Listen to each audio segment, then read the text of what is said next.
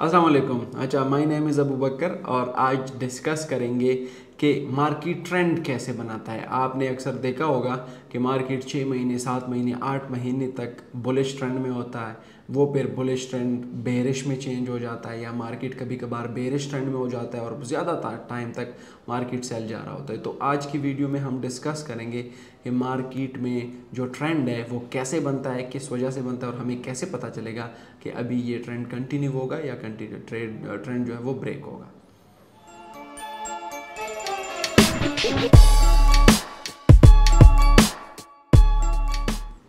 अच्छा, आपको पता है ट्रेडिंग में तकरीबन दो किस्म या तीन किस्म की मूवमेंट होती है। एक बुलिश ट्रेंड होता है जिसमें मार्केट ऊपर जा रहा होता है, एक बेरिश ट्रेंड होता है, और एक जो है वो कंसोलिडेशन होता है, रेंज बाउंड, जिसमें मार्केट रेंज कर रहा होता है। आपने हमेशा देखना है कि जब भी ट्रेंड डेवलप हो वो कभी भी टेक्निकल्स और इन चीज़ों पे डेवलप नहीं होता। ट्रेंड हमेशा जो न्यूज़ है वो डेवलप करते हैं, क्योंकि आपको पता है कुछ डाटा जो है वो मार्केट को मूव करते हैं सिर्फ 10 मिनट के लिए, कुछ डाटा एक दिन के लिए, और कुछ डाटा एक महीने 6 महीने साल तक भी इम्पैक्ट कर सकता है। ज़्यादातर हमारे पास जो बुलिश ट्रेंड या बेरिश ट्रेंड जो बनता है वो बनता है सेंट्रल बैंक की वजह से, या इसके अलावा जो महीने में आपके पास डाटा आता है इन्फ्लेशन के जो फिगर्स हैं और जॉब्स का जो डाटा है उसके मुताबिक ये ट्रेंड जो है वो बन भी सकता है और टूट भी सकता है। तो आपने जब भी ट्रेंड के लिए फाइंड आउट करना है कि ट्रेंड कंटिन्यू होगा या ट्रेंड जो है वो रिवर्स होगा, तो आपने न्यूज़ को देखना है, तभी आपको पता चलेगा कि मार्केट में किस तरफ ट्रेंड जा रहा है। मैं भी आपको स्क्रीन पे दिखाऊंगा भी कि कैसे एक ट्रेंड बना भी है और कैसे एक ट्रेंड जो है वो टूटा भी है। तो जब भी ट्रेंड बनता है that is because of economic events, economic data की वजह से, सेंट्रल बैंक की वजह से बनता है, कोई टेक्निकल चीज़ों की वजह से नहीं बनता। मैं अभी आपको दिखाता हूँ कैसे एक ट्रेंड न्यूज़ की वजह से बना। अच्छा, अभी मैं आपको बताता हूँ कि ट्रेंड चेंज कैसे होता है। यहाँ पे अगर आप देख ले, जो क्रिप्टो मार्केट है वो नीचे की तरफ आ रहा था, ठीक है। फॉर एग्जांपल मार्केट ने कोई 70,000 से गिर के यहाँ पे तकरीबन 56,000 पे आ गया था। अब यहाँ पे जो मैंने कैंडल जो है वो यहाँ पे इसको अंडरलाइन किया है, ठीक है।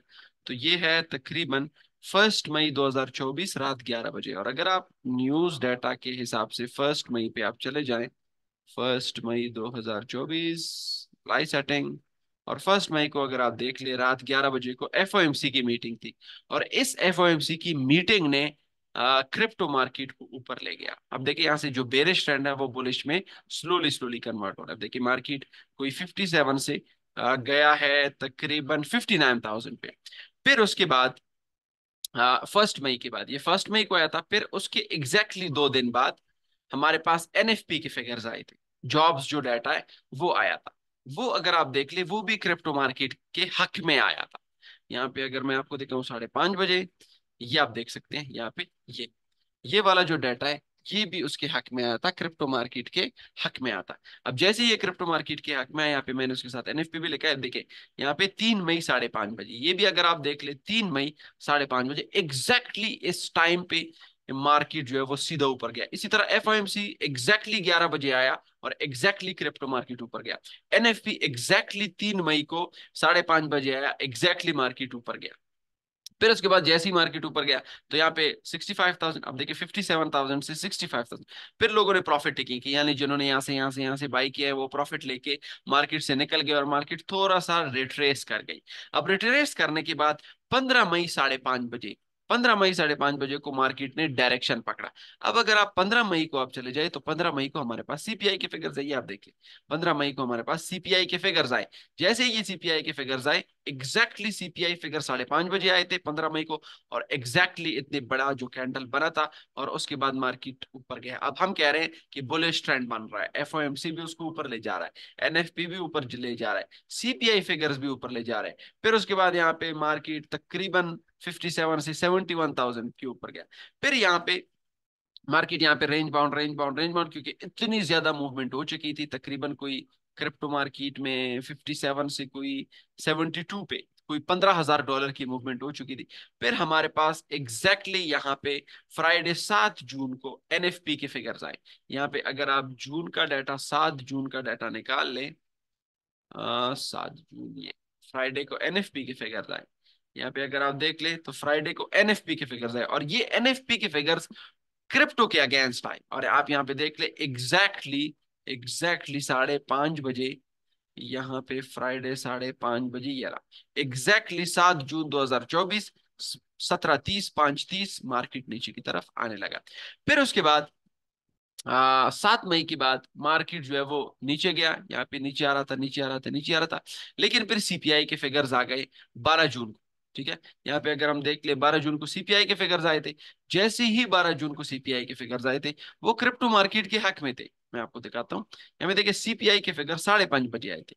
और यहाँ पे अगर आप देख ले तो 5:30 बजे ये इतनी बड़ी कैंडल बन चुकी है, तकरीबन 67,000 से क्रिप्टो मार्केट गया 70,000, ऑलमोस्ट जो साइकोलॉजिकल लेवल है वो उसने हिट किया। लेकिन जैसे ही साइकोलॉजिकल हिट किया उस लेवल जो है फिर उसके बाद 11 बजे, अब 5:30 बजे से 11 बजे तक मार्केट ऊपर ही था, क्योंकि सीपीआई फिगर्स ने इसको ऊपर की तरफ लेके गए। लेकिन 11 बजे जब एफओएमसी की मीटिंग आई तो ये क्रिप्टो के लिए नेगेटिव थी, और फिर उसके बाद क्रिप्टो मार्केट नीचे की तरफ जो है वो आने लगा। अभी 22 ये एफओएमसी की मीटिंग हुई थी, अब यहाँ पे देख ले एफओएमसी की मीटिंग हुई थी 11 बजे। और यहाँ पे अगर मैं आपको एग्जैक्ट जो कैंडल है वो दिखाऊं तो ये रहा 12 जून 11 बजे, 12 जून 11 बजे, 13 जून, और ये है 13 जून, 12 जून, 12 जून, 12 जून। अच्छा, ये किस डेट पे है? 12 जून, हाँ जी, 12 जून 5:30 बजे।